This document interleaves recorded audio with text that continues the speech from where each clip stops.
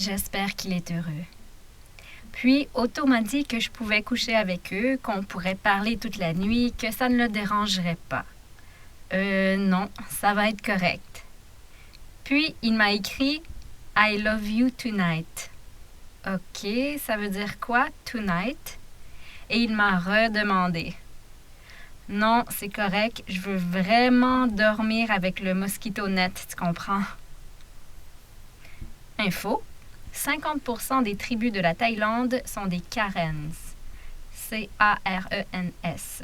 Il y en a 4 types, dont ceux avec les femmes au long cou, ceux aux cheveux longs, etc. Il y a des animistes, comme la tribu où nous étions, et des bouddhistes. Promenade à dos d'éléphant le lendemain, puis on revient à Umpang. On va ensuite dans une grotte où des dizaines de chauves-souris se reposent. Et ensuite, il faut faire le tour de la ville, car les Allemands doivent absolument appeler. Je crois qu'ils ne savent pas vraiment c'est quoi voyager, laisser son confort, se taire parfois en signe de respect. Je doute qu'ils aient vraiment goûté à la Thaïlande. Ce qui m'étonne, c'est que le gars a voyagé à plusieurs endroits avant. Le genre de personne qui ne va pas changer d'attitude parfois envers les étrangers et leurs coutumes, qui pense que tout lui revient. Genre de personne que tu ne pourras jamais leur faire réaliser certaines choses. Puis je soupe à l'hôtel avec le couple. Na, un jeune employé qui te sourit tout le temps, vient nous faire goûter à un avocat. C'est très gentil de sa part. Et puis là, l'Allemand en demande un au complet. Non, mais vraiment. Puis Bologne vient s'asseoir. Le couple est parti se coucher. Il me dit qu'il va se coucher à 9 heures et semble me poser une question. Merde. Je fais semblant de ne pas avoir compris. Pauvre petit. Avec le malentendu d'hier, je ne peux pas lui dire que j'ai un chum. J'aime mieux lui faire croire qu'il a manqué sa chance. Na est venu s'asseoir avec nous aussi. Il avait l'air bien sympathique et parlait à peine un peu plus l'anglais. Je vais me coucher et là, merde, on cogne à ma porte.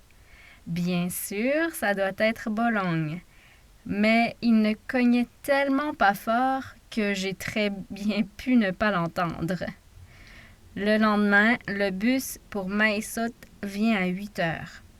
Le couple d'Allemands veut un autre bus plus tard parce qu'ils sont encore fatigués. Ce n'est pas possible. Donc, évidemment, il faut que j'attende après eux.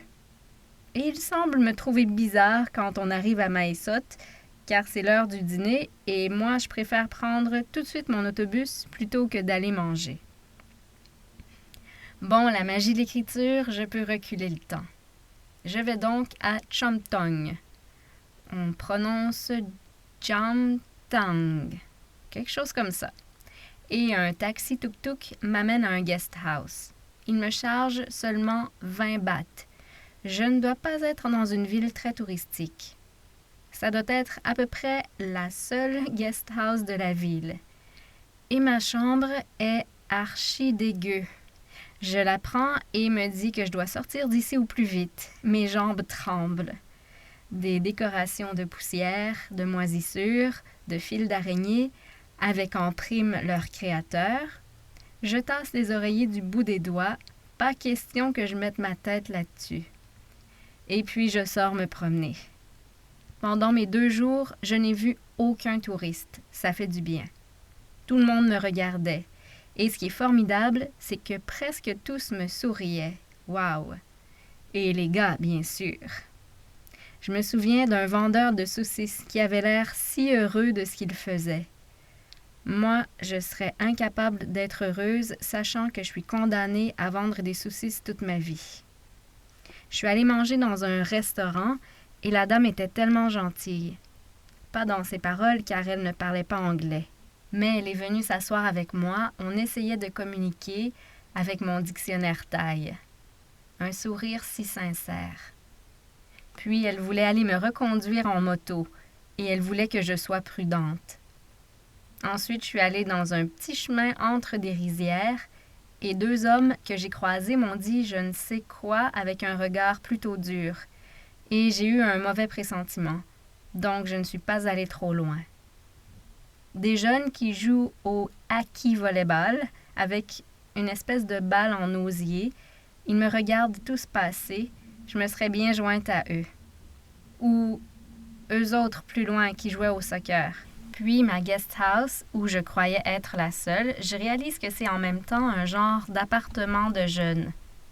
Je suis alors avec de jeunes étudiantes qui savent un peu l'anglais. Je parle avec elles, je leur montre la photo de mon chum et des photos de 2 autres de mes amis et oh mon Dieu, elles tripent vraiment sur un de mes amis. C'est vraiment drôle à voir. Et puis, il y a E, une fille de 25 ans avec 3 enfants qui m'amène au 7-Eleven et qui veut venir avec moi le lendemain au mont Intanon, 2595 mètres, le plus haut du pays. Nous deux et son plus jeune, dont le nom signifie nuage, on est allés. Déception. Je croyais me promener dans les sentiers et voir des animaux. C'était plutôt un tour en camion.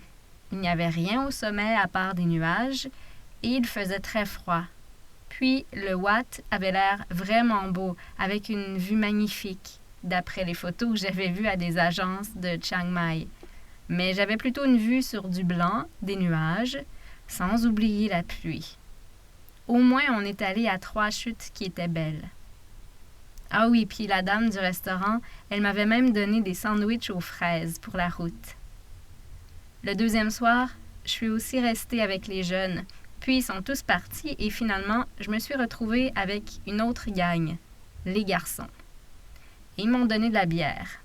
I drink, you drink. À peu près la seule phrase qu'ils savaient. Un de la gang qui avait l'air un peu du leader et qui a partagé sa bière. Alors, je suis allée chercher mon reste d'alcool de maïs. C'est sucré et fort et c'est pas trop bon. Et j'ai partagé. En fin de compte, je suis allée me coucher un peu saoule. Le lendemain matin, E m'a dit « You drink yesterday? » Ouais, ça devait être la gang cool, un peu rebelle. Bon, direction Mae Hong Son.